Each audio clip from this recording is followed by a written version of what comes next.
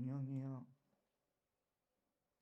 오늘 또 부족한 종 입술의 도구를 통하여 진리의 말씀을 선포케 하실 때에 한 말씀도 땅에 떨어지지 아니하고 우리의 심령 옥토에 심어져 다시 오실 주님을 준비하는 하나님의 백성 사울교회 성도들 다 되게 은총 내려 주옵소서.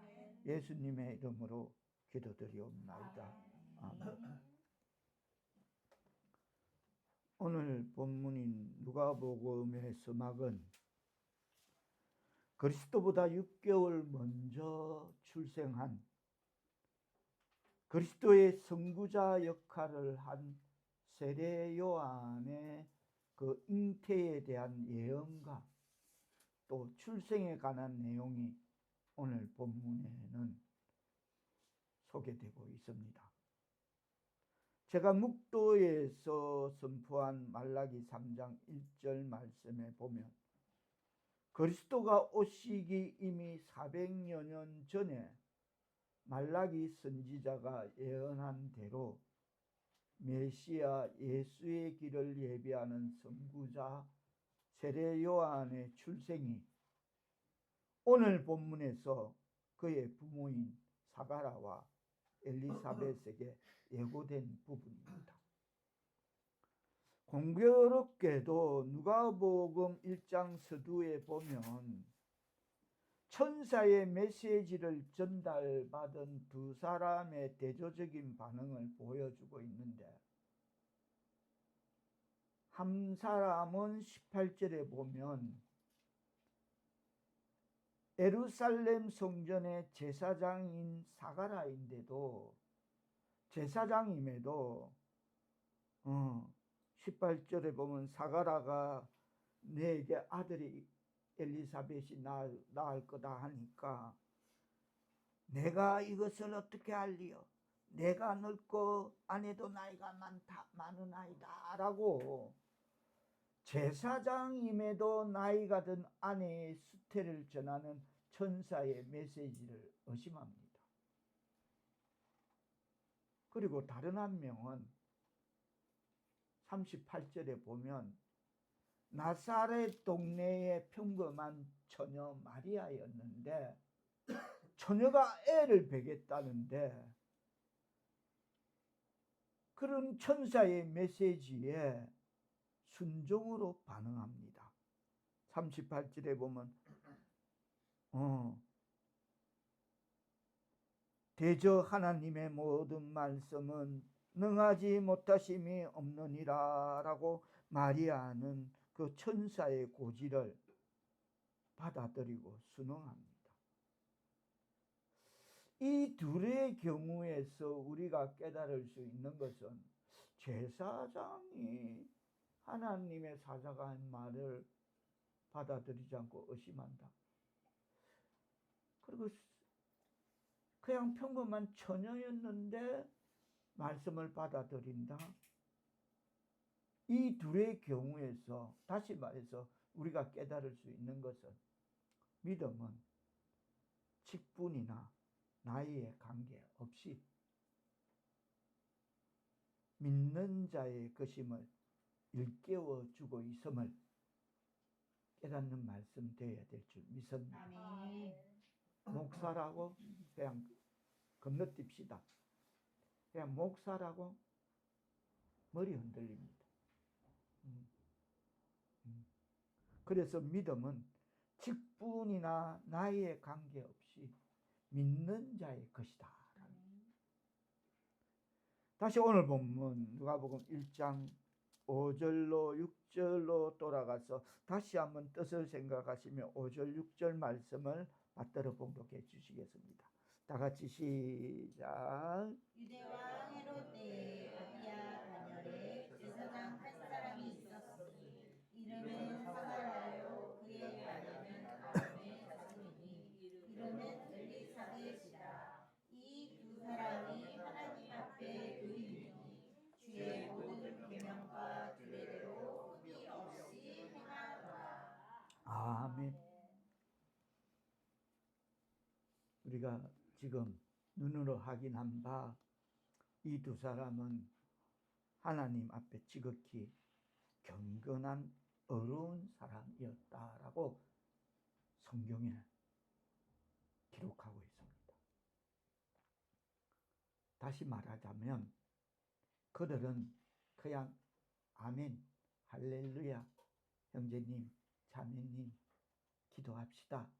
이 립서비스가 아니라 입에 발린 전문 용어를 구사하는 틀에 박힌 그런 삶이 아니라 말씀이 그들의 행실로 나타나는, 말씀이 신앙의 삶에 적용 실천되어지는 삶을 행위로 본을 보여주었다는 것입니다. 성경에 축약된 이 두 사람이 하나님 앞에 의인이고 또 주의 모든 계명과 규례대로 흠이 없이 행하더라라는 말은 그들의 신앙과 생활이 일치하다는 것입니다.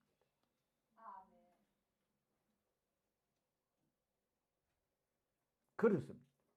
그들은 거룩한 예배와 연관되어 있는 일정한 규칙과 그리고 정하여진 그 관례인 주의 규례대로 행했을 뿐만 아니라 교회에서든 사회에서든 가정에서든 어느 자리에서든 그것을 주의 규례대로 행했을 뿐만 아니라 그들은 하나님의 일에 대하여서는 그들의 의무에 조금도 부족한 행동을 전혀 하지 않았을 뿐 아니라 오히려 그 어떠한 크고 작은 일일지라도 열심히 적극적으로 최선을 다해 이행하려고 계속적이고 지속적으로 노력을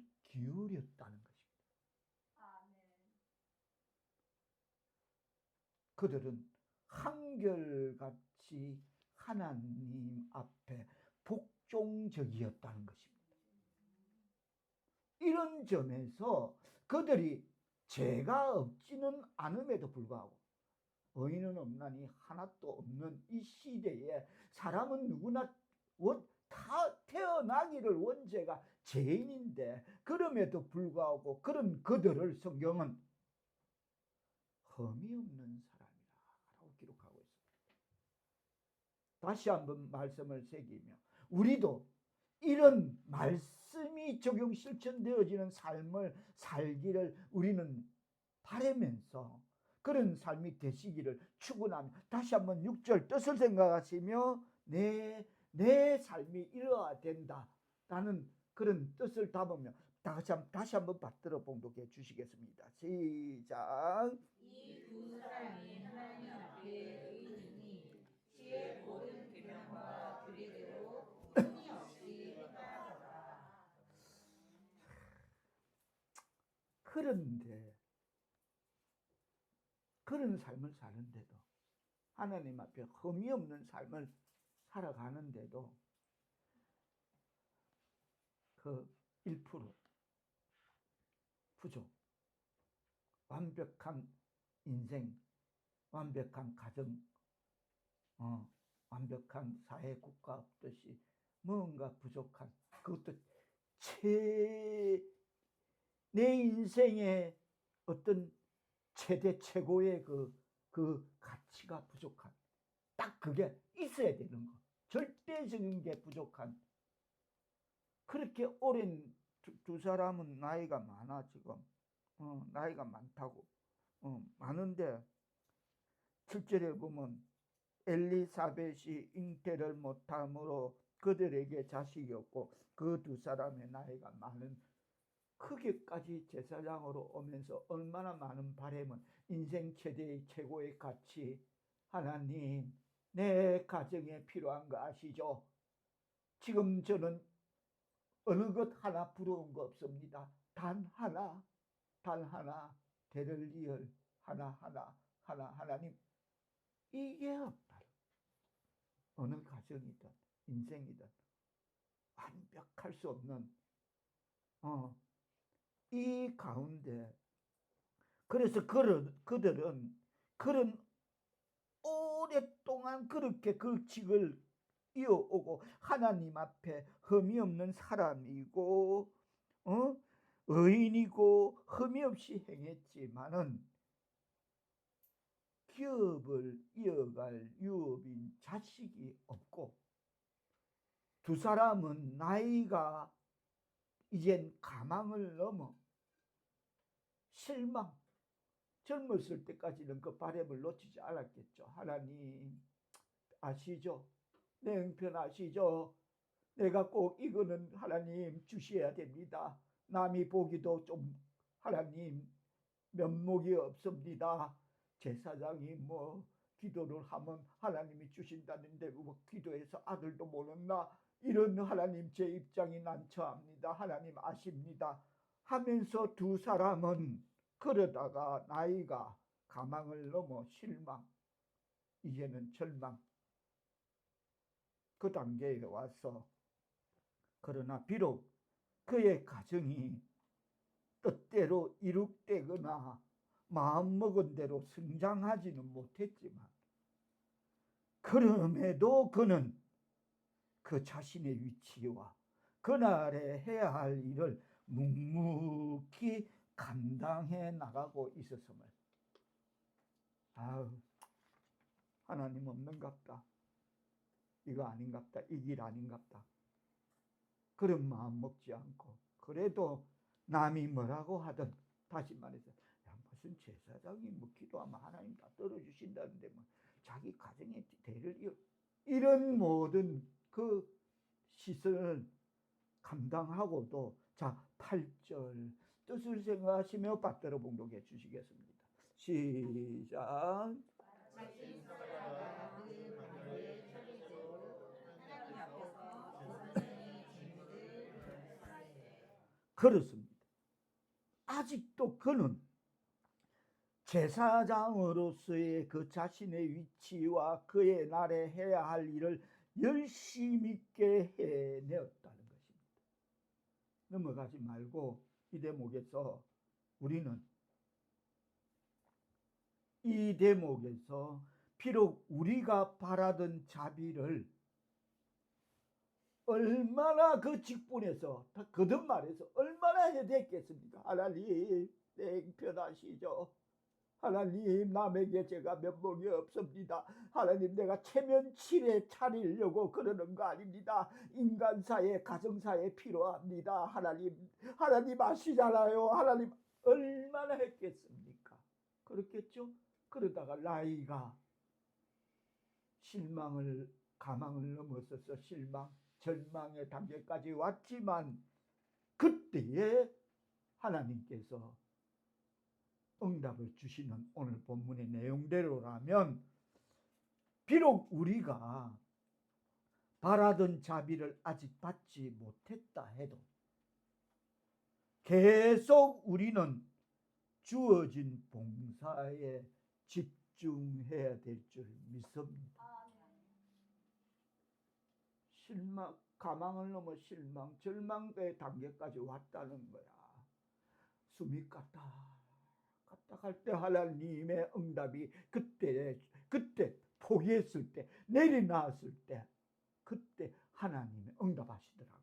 할렐루야. 아멘. 이해되시죠? 아멘. 그래서 우리들이 부지런하고 하나님 앞에 변함없이 충실히 봉사하면 사가라와 엘리사벳에게 하나님의 때에 찾아오는 그 자비와 유한이 그때에 우리가 이제 아닌갑다 하고 그것조차 잃어버린 그 어느 그때에 하나님 때에 분명히 응답이 자비와 유한이 찾아올 것임을 믿고 깨닫는 말씀 되기를 축원드리옵니다.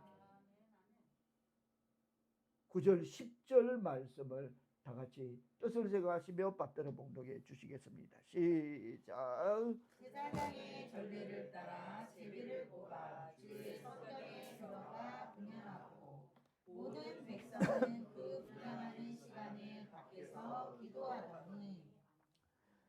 사가라가 성소에서 분향하고 있는 동안 모든 백성은 밖에서 기도하고 있습니다.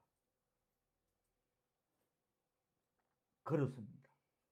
하나님의 진정한 백성은 늘 기도하는 사람들이며, 기도는 우리가 하나님께 영광 돌리는, 그로부터 은혜를 가져오는 기도는 우리가 하나님 앞에서 우리의 친교를 간직하는 예배의 중대한 원칙적인 한 부분임을 깨닫기를 바랍니다. 그래서 하나님의 진정한 백성은 늘 기도하는 사람이 되어야 될 줄 믿습니다. 작은 것부터 제가 누누이 강조하죠. 자고 일어나면서부터 시작되어야 된다. 자고 일어나면서 그 작은 것부터, 신발을 신고 집을 나가면서부터 시작되어야 된다. 차를 타면서부터 시작되고 직장에서 시작되어야 된다. 그게 학습이 돼요. 그게 하나님의 진정한 백성은 물론 기도 시간 우리처럼 릴레이 기도도 있죠. 그렇지만 그 기도의 학습은, 훈련은 자고 일어나면서부터 시작돼요. 하나님 오늘 하루를 마치고 이렇게 편안한 잠자리로 들 수 있는 모든 형편과 여건을 허락하신 하나님 참으로 감사합니다. 이 밤에 영육간에 강건한 은혜 내려 주옵소서. 예수님의 이름으로 기도합니다. 아멘. 하는데 저분이 살아계시다면 그 기도가 과연 헛될까? 우리가 믿는 하나님을 믿는다면 말입니다. 그게 헛될까? 절대 헛되지 않을 거다. 저는 그걸 확신합니다. 저는 그 하나님을 믿고 오늘 또 기도드리고 기도드릴 것입니다. 할렐루야. 아멘. 그렇습니다. 하나님의 백성, 사울의 성도 여러분,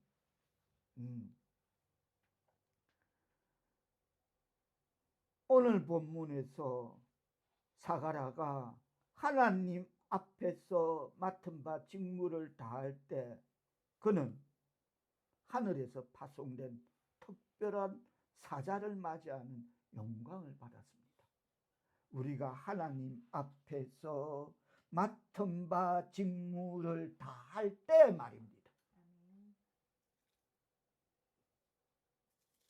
그때 성령이 와서 충만케 하고 감사케 하고 기쁘게 하고 형통케 하고 야훼살롬 평강이 함께 하게 되는 그런 사자를 맞이하는 영광을 받았습니다.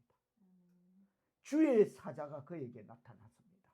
자, 11절 12절을 뜻을 생각하시며 받들어 봉독하시겠습니다. 시작. 주의 사자가 그에게 나타나 평강주권의 성지라. 사가랴가 보고 놀라며 무서워하니. 이 대목에서 문맥상 우리가 살펴보면 비록 그는 하나님 앞에 선 제사장, 하나님이 인정한 어려운 자였지만 지금 자기 앞에 나타난 그 용모와 모양으로 보아 인간 이상의 어떤 존재임을 말해주는 그런 분을 보자 그는 놀랄 수밖에 없었습니다. 12절은 보면 사가라가 보고 놀라고 무서워했다 그럽니다. 그렇겠죠. 저라도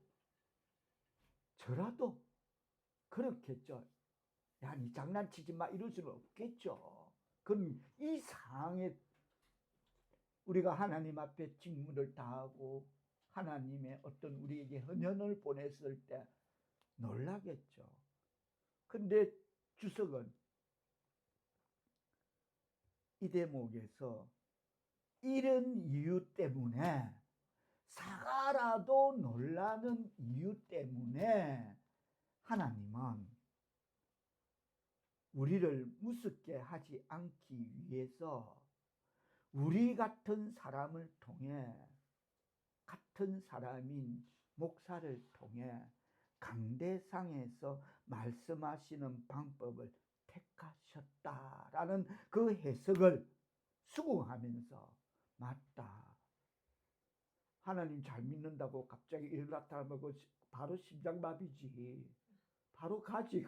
그 천국 가는 거지. 그래 되면 우리는 사가라도 놀랬는데 그 맑은 시대, 순수 시대의 영혼도 보고 놀랬는데 우리는 바로 심장마비로 그걸 가는 거지. 아무 말도 못하고 사가라도 지금 말도 못해서 입이 다쳐버려. 너무 놀래 뒤에 보면. 예.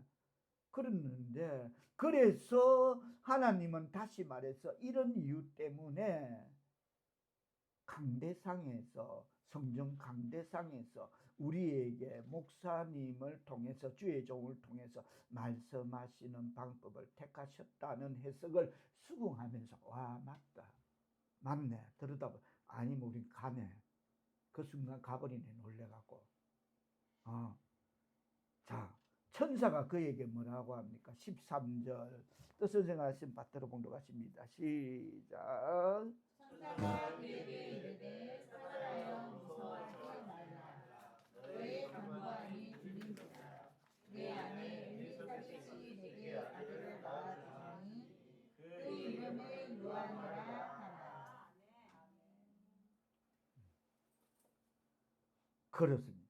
내 기도가 응답되었다는 것입니다. 내 기도가 응답되었다. 그래서 하나님의 은혜라는 요한이라는 아들을 주겠다는 겁니다.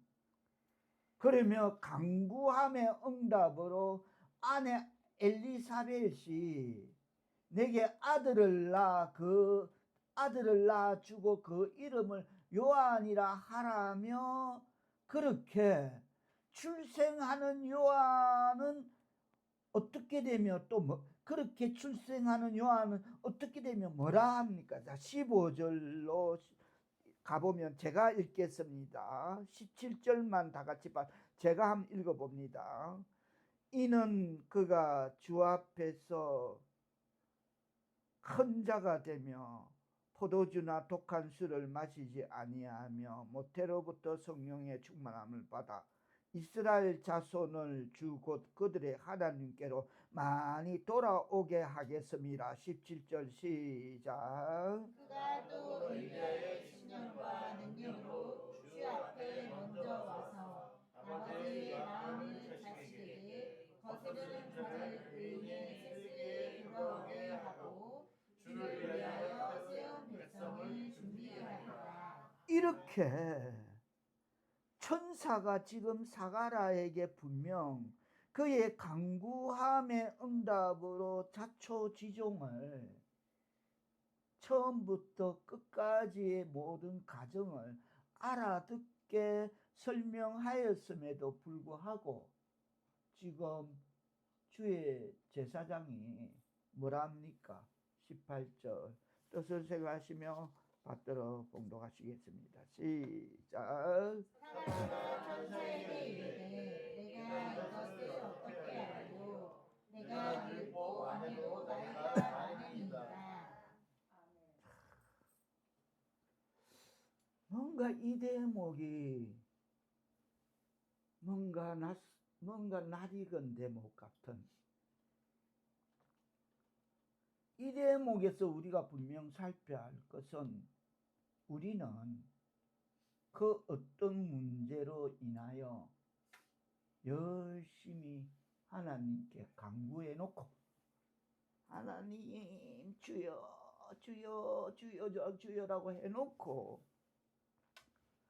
그 어떤 문제로 열심히 그렇게 하나님께 간구해 놓고 그냥 뭐 자동적으로 내가 들어갑니다.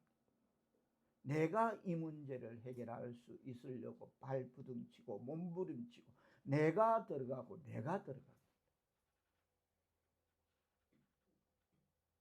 여기 사가랴도 그러잖아요. 어떻게 그 말 같은 소리 해라 이거 아닙니까? 정리하자면 한마디로 우리도 그런다고. 내가 하나님에게 열심히 하나님 이 문제 나는 감당할 수 없습니다. 내 능력으로는 되지 않습니다. 하나님 이 문제 해결해 주옵소서. 자기가 들어간다. 그거 해결하겠다고 몸부림치고 발부림치고 뭔가 나대고 모습.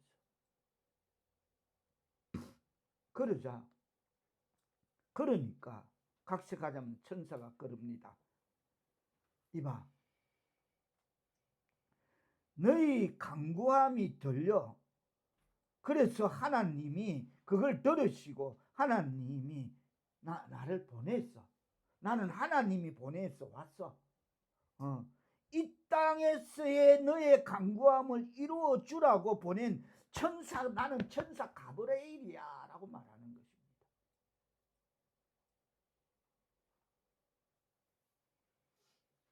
그랬다. 그 간구함의 응답에 확신치 못한 불신의 대가는 어떻게 치루어집니까? 간구함의 응답에 확신치 못한 불신의 대가는, 제사장은, 저는 지금 이게 생명인데, 뭐 옛날에 누가 우리가 신학교 다닐 때 어느 목사님들 교수님들 앉아 있으면 신학생들은 뭐 그거 아무것도 하죠. 그래서 어느 교수님이 그래, 목사는 이거로 먹고 산대. 그게 지금 생각하니까 그게 할 말이냐고. 물론 뭐 그 뜻은 아니겠지만 그래도 제사장은 입이 생명이나 다름이 없는데도, 그렇죠? 입이 생명인데 그 불신의 입을 털어막아버려요. 19절 한 파트를 읽어주십니다. 시작. 천사가 대답하여 이르되 나는 하나님 앞에 서 있는 가브리엘이라.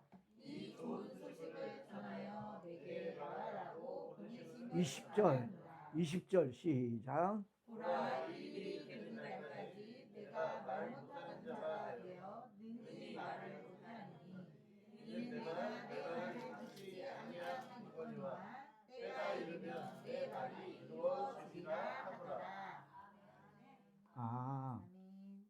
누가복음에 보니까 제사장이 천사 하나님 보낸 사자 말을 안 듣다가 입이 막혔구나. 우리 이야기입니다. 우리 이야기. 제사장도 이렇게 막아버린다면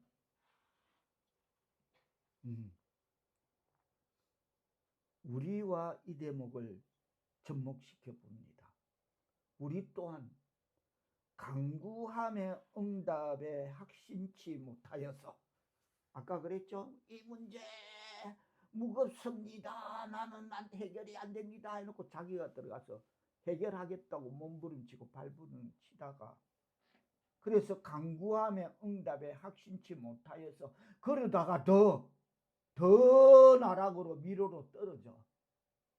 이러저러한 우리의 삶의 환경의 테두리가 막혀버리지는 않았는지를 이 대목을 비추어 진중히 짚어보길 바라오며, 그래서 내가 뭐 막혔구나.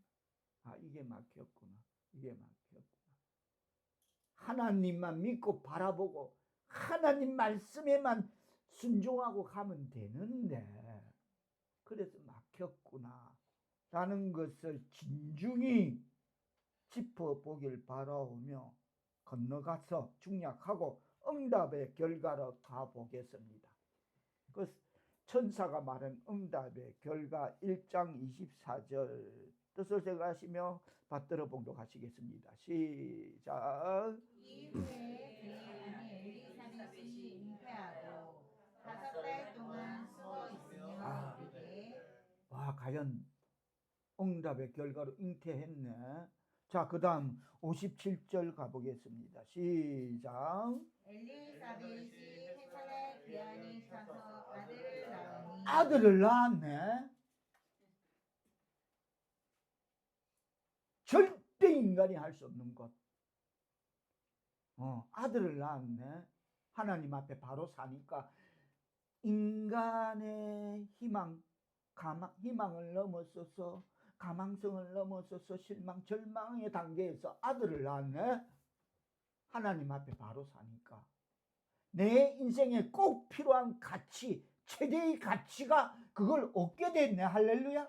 아들 아니라도 좋다. 내 인생에 꼭 필요한 거. 우리 자녀들이 가는 길이 하나님께서 책임지시고 형통케 하시어 천대까지 인애를 내리시는 그것 부어 주옵소서. 할렐루야. 아멘. 얻게 되네. 하나님 앞에 바로 사니까. 할렐루야. 아멘. 그렇습니다. 결과죠. 63절 시작. 그가 석산을 갈라하여 그 이름을 요한이라 했으니 다 놀랍게 여기더라. 그때까지도 입이 닫히는데 그 아버지가 갖고 와라 해갖고 요한이라고 쓴다는 거예요. 절망의 끝에서 이건 뭐 절망이라 할 것도 없죠. 이미 끝난 게임인데 그 뭔가 하나님이 부활시키셔. 할렐루야. 아멘. 부활의 하나님이시여. 인생의 부활, 사업의 부활, 건강의 부활, 심령의 부활이 있어야 될 줄 믿습니다. 하나님 앞에 흠없이 경건하게 살아요. 아멘.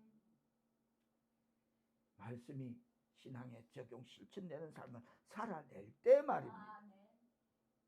여기까지가 세례 요한을 둘러싼 출생의 배경이라면, 그럼 지금부터는 주 앞에 먼저 와서 그 길을 준비하는 세례 요한의 사역을 살펴보고자 합니다. 자, 누가복음 3장 3절로 가보겠습니다. 다 같이 뜻을 생각하시며 받들어 봉독해. 누가복음 3장 3절 뜻을 생각하시며 한 목소리로 받들어 봉독해 주시겠습니다. 시작. 요한이 요단강 붉은 각처에 와서 제사장을 받게 하는 회개의 세례를 전파하니. 아멘. 요한의 세례의 범위와 목적은 자기 나라의 모든 사람들을 그들의 죄에서 떠나 그들의 하나님께로 돌아가게 하는 것이 요한의 세례의 범위와 목적인 것입니다. 분명히 어떤 목적을 두고 범위를 두고 설정하고 있는 것입니다. 그리고 요한은 자기에게 세례를 받으러 온 무리에게 뭐라고 말하고 있습니까? 선포하고 있습니다. 7절 뜻을 생각하시며 받들어 봉독하시겠습니다. 시작. 요한이 세례 받으러 나오는 우리에게 이르되 독사의 자식들아 누가 너희에게 일러 장차 올 진노를 피하라 하더냐.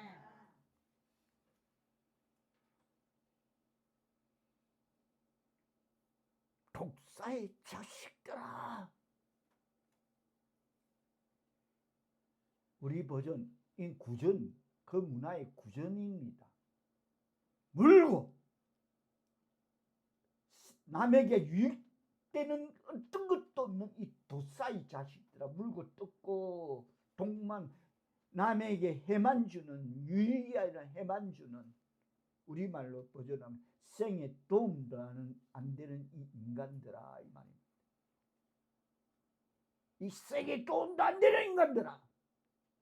물서로 물고 뜯고 남에게 유익을 주는 것이 아니라 똑같은 해방 끼치는 똑같은 인간들아 라고 말하는 것입니다. 우리 하늘이가 6살 배기가 6살 아닙니까? 친구들에게 이런데, 너 하나님 믿어? 하나님 믿으면 천국 가. 하나님 믿지 않으면 지옥 가. 그런데, 그리고 다닌대. 그러면 그 애는 드러내는 심각해서 저 집에 가서 그 이야기를 한대. 엄마 천국, 엄마 지옥 이런데. 근데 아무도 없대, 주변에. 아무도 없대, 그 젊은 세대가. 하늘이는 그런데 6살 배기야. 너 하나님 믿어? 하나님 믿으면 천국 가. 하나님 믿지 않으면 지옥. 간단해. 예수 천당 불시죠. 맞잖아요. 요한이 그걸 말하는 거예요. 6살 되기도 그 말 하는데 그걸 말하는 겁니다. 그렇다고 요한은, 이것은 사실상 요한이 자기에게 오는 모든 자에게 하는 설교의 요지인 것입니다. 제 설교도 여러분이 들어다 보면 그날까지, 제가 이 세상 소풍 끝나는 날까지 요지는 같습니다. 말씀이 신앙의 삶에 적용 실천되어야 된다. 딱 요거 갖고 가는 겁니다. 컨셉이. 항상 그는 설교 속에 있는 거. 요한도 마찬가지로 이건 요한의 한 설교의 요지인 것입니다. 그렇다고 요한은 그 당시에 뭐 바리새인들이나 사두개인들의 비위를 맞추기 위해서 설교의 요지를 변경시키지 않습니다. 지금은 비록 그럴지라도 돌이키면 천국 이런 말 하지 않습니다. 이 생에 도움이 안 되는 것들아. 남이나 무릎 뜯고 남에게 득이 못 되고 해방 끼치는 독사의 새끼들아. 요한은 그 설교의 요지를 그 누구 앞에서도 다른 사람들에게 하던 그 설교와 똑같은 설교를 하고 있습니다. 제가 그랬죠? 말씀이 신앙의 삶에 적용 실천되어야 된다는 컨셉. 그거 갖고 가는 겁니다. 저는 그 컨셉 노선을.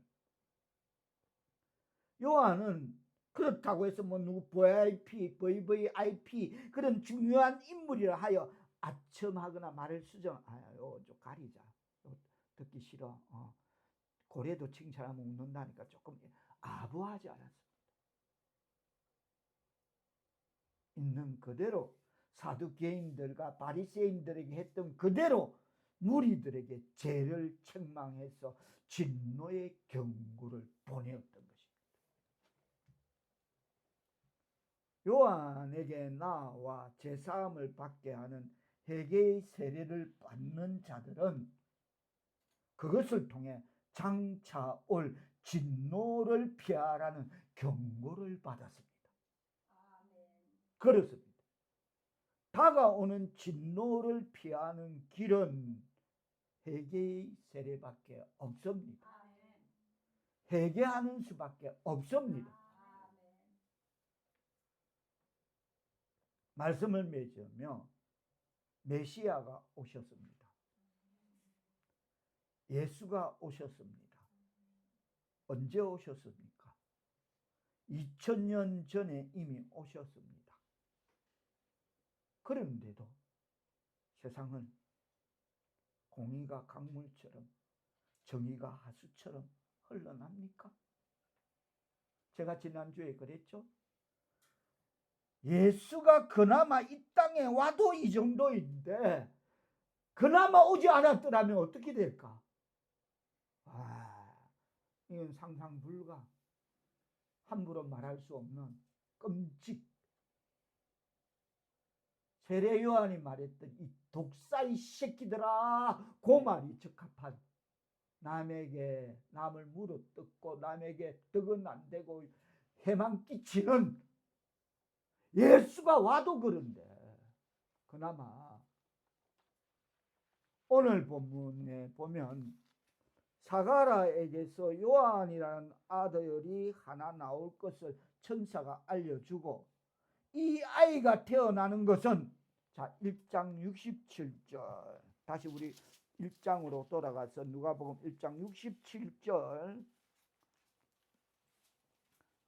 이 아이가 태어나는 것은 자 1장 67절 뜻을 정하시며 받들어 봉독하십니다. 시작. 그 부친 사가라가 성령의 충만함을 받아 예언하여 이르되 뭐라 합니까? 76절 시작.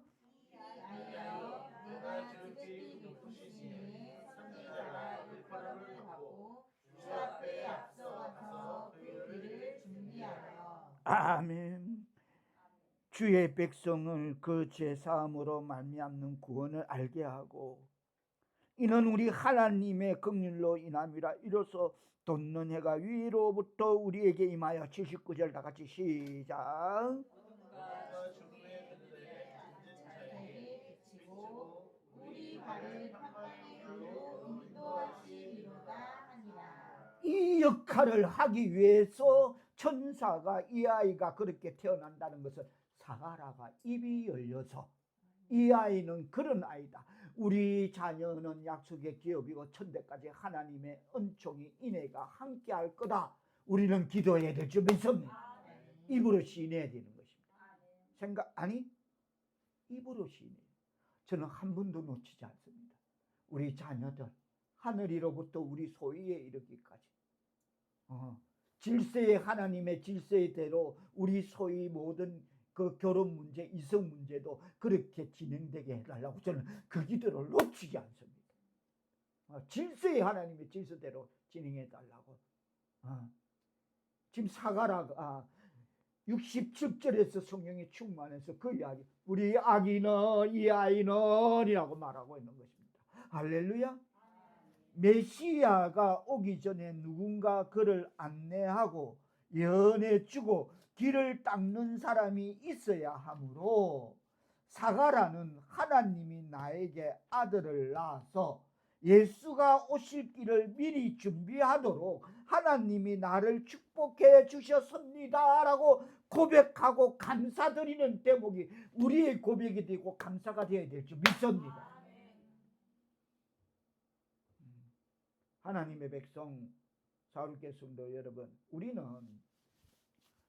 예수를 본받아야 된다, 롤 모델로 삼아 이 땅에 살아가는 하나님의 백성들은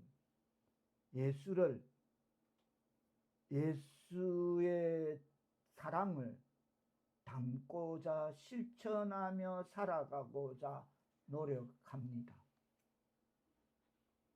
예수를 본받기를 노력하고 삽니다. 그렇지만 예수라는 그분이 분명 우리의 모범입니다만 우리가 하나님의 아들 예수를 분명 본받아 살아야 되겠지만, 살아야 하지만 어불성설이라 했나? 우리가 과연 하나님의 아들 예수를 본받아 살 수 있나요?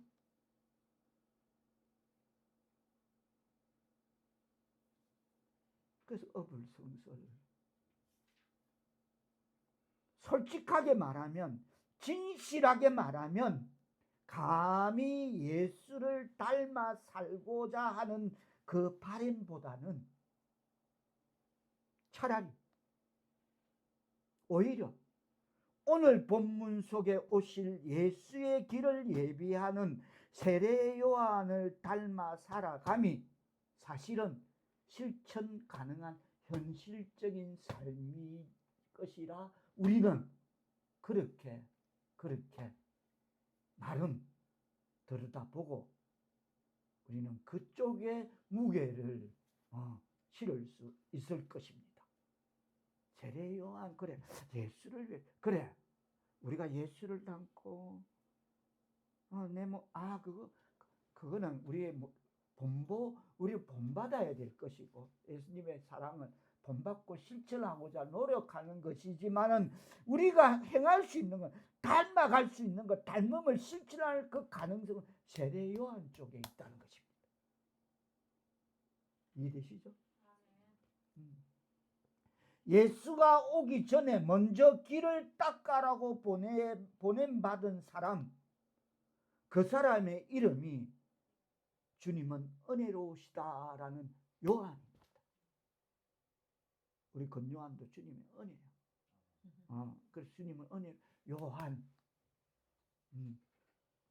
그 사람이 먼저 예수가 오기 전에 먼저 길을 닦으라고 보냄받은 사람이, 그 사람의 이름이 세례 요한인데 우리는 그 세례 요한의 역할을 하라고 오늘 보냄받은 사람들임을 각인하기를 바랍니다.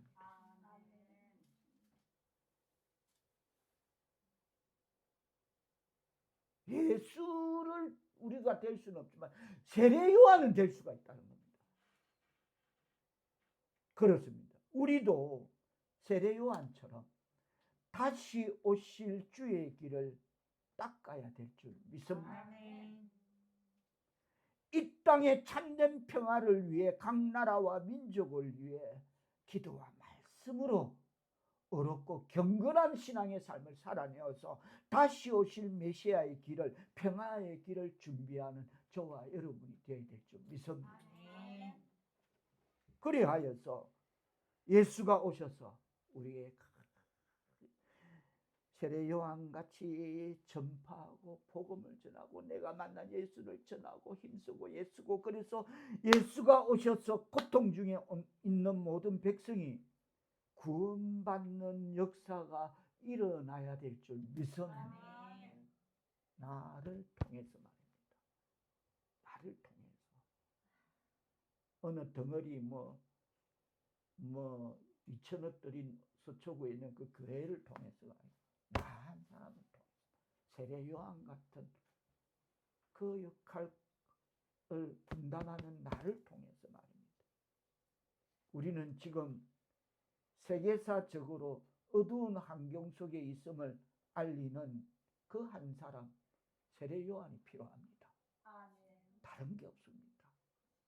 강하늘 같은, 너 하나님 알아? 하나님 믿어? 하나님 믿으면 천국 가, 안 믿으면 지옥 가. 할렐루야. 우리 주님 다시 오실 때까지 우리는 세례 요한처럼 예수의 복음을 전해야 합니다. 각 나라와 민족 위에 예수께서 오셔서 평화의 나라를 만들 것임을 전파해야 합니다. 그러다 가야 됩니다. 그렇게 살다가. 그렇습니다.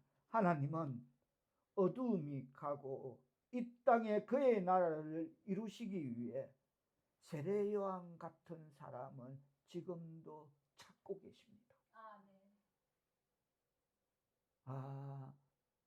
너그 교회 2천억, 와, 그러니까 역시 이거 아닙니다.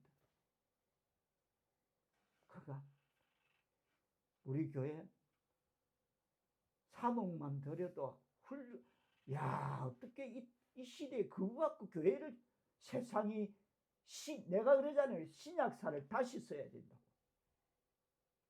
그 중에 우리 한 사람, 할렐루야.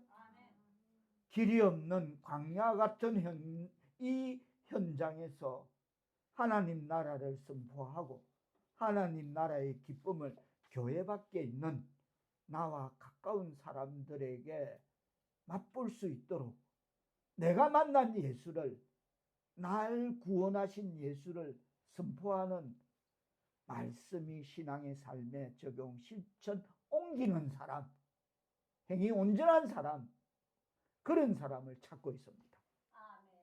세례 요한 같은 그 한 사람이 되시는 저와 여러분 되기를 축복합니다.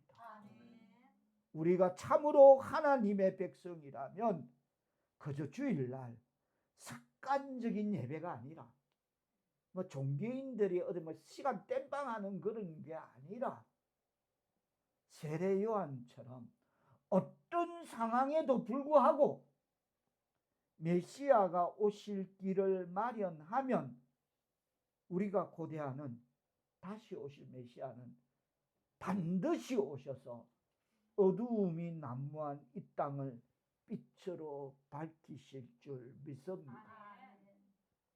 하나님 앞에서 하나님 백성으로서 행위 온전하여 말씀이 신앙의 삶에 적용 실천되어지는 세례 요한이 맞은 그 길을 다시 우리가 오실 주님을 만날 준비를 하며 살아가는 대림절의 하나님의 백성 사우르게 성도들 다 되시기를 예수님의 이름으로 축원합니다. 기도합니다. 성령이여, 오실 예수를 예비하기 위해 그 길을 준비한 세례 요한처럼 다시 오실 예수를 만날 준비를 하며 내가 만난 예수를 선포하며 이 땅의 참된 평화를 위해 각 나라와 민족과 교회를 위해 기도로 다시 오실 메시아의 길을 준비하는 대림절의 하나님의 백성 사우르게 성도들 다 되게 은총 내려 주옵소서. 예수님의 이름으로 기도합나이다. 아멘.